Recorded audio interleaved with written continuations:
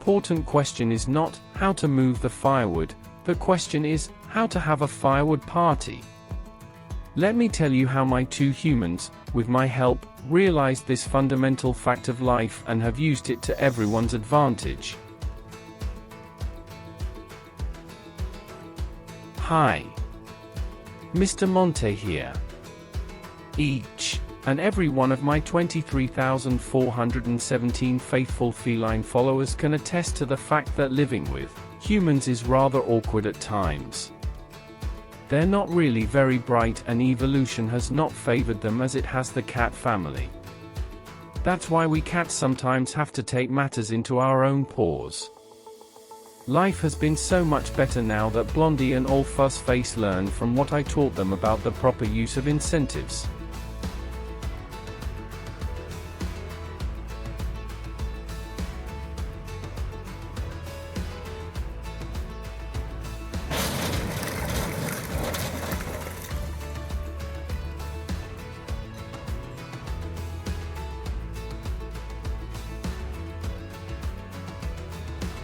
Every year my two humans find 2 or 3 cords of firewood sitting in a huge pile in the East 40.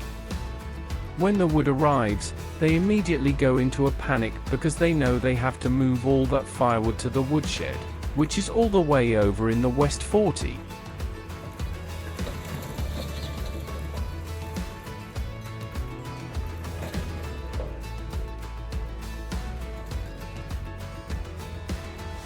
Now we have to get all that wood all the way back to the woodshed. All Fuzz Face is completely useless when this annual firewood panic sets in. He can be seen turning around in small circles trying to figure out what to do first. Should he start moving wood? No, because the shed needs to be cleaned. Should he start cleaning the shed? No, because the wood carts are full of gardening debris. And so it goes on and on. That's where I have to calm him down, smooth his ruffled feathers, and give him an easy-to-follow, step-by-step plan. First, empty the carts. Next, clean the shed. Finally, find someone strong and fit to move the wood. Finding someone strong and fit to move the wood is where Fuzzy messed up big time. When I said that, I meant he was to do the job. But no, the lazy lout declared himself less than strong and fit due to an ancient, perfectly healed hernia. That's when he tried to get sweet Miss Blondie to move all the wood. After moving a few loads, Miss Blondie realized she'd been hoodwinked. She had enough and shared her thoughts with Fuzzy. It wasn't a very pleasant exchange. If Miss Blondie were a cat, she would have to bite Fuzzy on the ankle. After his encounter with Miss Blondie, All Fuzz Face recognized that he was in deep trouble. That firewood still had to be moved and he wouldn't have a moment of peace from Miss Blondie until the job was done.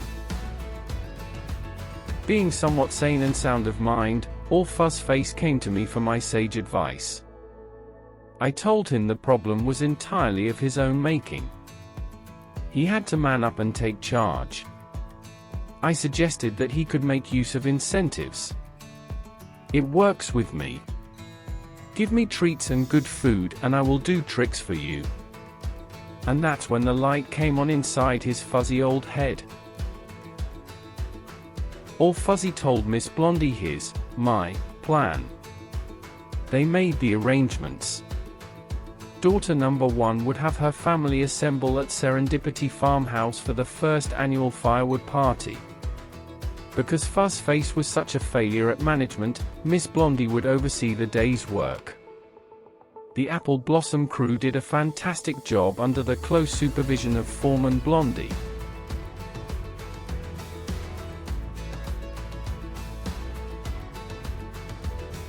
Even Fuzzy realized that having a firewood party had to be fun.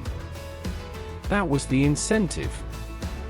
However, Fuzzy might have gone a bit too far when he thought it would be fun teaching son-in-law number 1 how to drive the lawn tractor.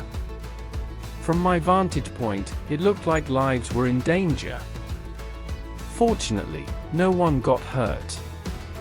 But it only reinforces my thought that Fuzzy should always be kept under adult supervision.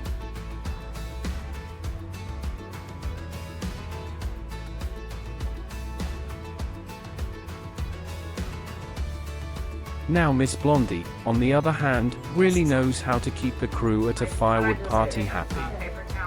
She made sure that no one went hungry or thirsty. She even gave me some snacks.